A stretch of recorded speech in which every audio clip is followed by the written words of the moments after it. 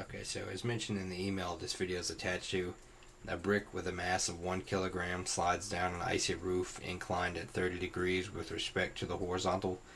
If the brick starts from rest, how fast is it moving when it reaches the edge of the roof 0.9 seconds later? Ignore friction. Well, the first thing I did was draw my force body diagram and indicate the forces acting on the brick.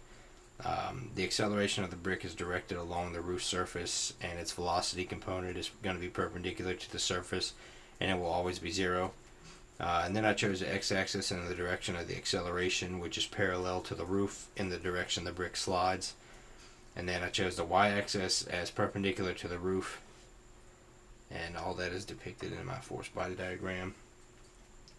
Now my W vector is the gravitational force, which is equal to the mass times gravitational force on the brick, and N vector is the normal force exerted on the brick by the roof.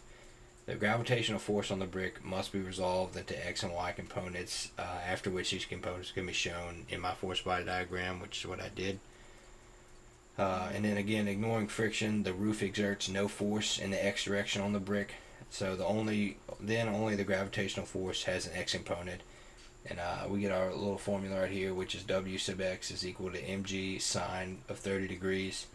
And then we do the sum of the forces in the x direction is equal to mg sine 30 degrees equal to ma sub x. And then solving for a sub x is equal to g sine 30 degrees.